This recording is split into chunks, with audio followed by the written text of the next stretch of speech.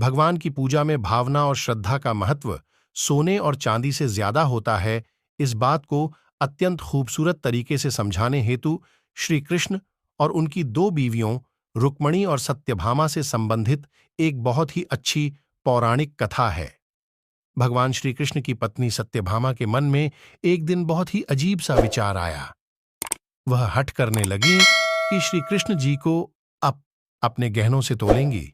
श्री कृष्ण जी को जब यह बात पता चली तो वे सत्यभामा से कुछ बोले नहीं, बस मंद मंद मुस्कुराने लगे। सत्यभामा अपने ढेर सारे जेवर ले आईं।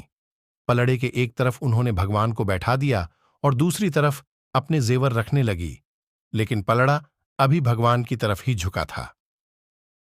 सत्यभामा के पास जेवरों की कोई कमी तो थी नहीं। वो जाकर और ढेर सारे जेवर ले आईं, लेकिन पलड़ा जरा भी नहीं हिला। सत्यभामा ने अपने सारे जेवर तराजू पर रख दिए, लेकिन कोई फायदा नहीं हुआ। अंत में वह थक कर बैठ गईं। तभी वहां रुक्मणी का आगमन हुआ। सत्यभामा ने उन्हें सारी बात कह सुनाई। सत्यभामा की बात सुनकर तुरंत रुक्मणी जी पूजा का सामान ले आईं। उन्होंने भगवान की पूजा अर्चना की और उसके बाद में जिस पात्र में भगवान का चरणोदक रखा होता है उसे गहनों वाले पलड़े पर रख दिया। देखते ही देखते पलड़ा झुकने लगा और भगवान का पलड़ा ऊपर उठ गया। सत्यभामा हैरानी से सब कुछ देख रही थी। उसको समझ नहीं आ रहा था कि जो पलड़ा उनके इतने सारे गहनों से नहीं झुका, वो एक हल्के से पात्र से कैसे झुक गया। वे रुक्मणी से इसका कारण पूछने लगीं। तभी नारद मुनि भ्रमण करते हुए वहां पहुंच गए। सत्यभामा की परेशानी समझकर वे इसका कारण उन्हें बताने लगे। नारद जी बोले, भगवान की पूजा में महत्व सोने चांदी के गहनों का नहीं होता, बल्कि सच्ची भावना और श्रद्धा का होता है। रुक्मणी ने अत्यंत प्रेम से भगवान का पूजन किया, जिससे उनकी श्रद्धा और भक्ति की ताकत चरणोदक में समा गई।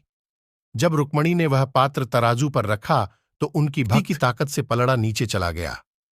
ईश्वर को सिर्फ सच्चे प्रेम, श्रद्धा और भक्ति की भावना से ही पाया जा सकता है। सोने चांदी और रुपए पैसों का भगवान की नजर में कोई मोल नहीं होता। भगवान की पूजा यदि सही ढंग से की जाए तो ईश्वर की प्राप्ति अवश्य होती है। सच्ची भक्ति और प्रेम के आगे ईश्वर भी झुक जाते हैं। सत्यभामा को उनकी बात समझ में आ गई थी। इस पौराणिक कथा के माध्यम से हमें यही सीख मिलती है कि अगर भगवान के करीब रहना है या ईश्वर को प्राप्त करना है तो सोना चांदी और पैसा जैसी भौतिकवादी चीजों को भूलकर अपने मन में श्रद्धा का भाव उत्पन्न करे। यही एकमात्र मार्ग है सच्ची भक्ति और ईश्वर को पाने का।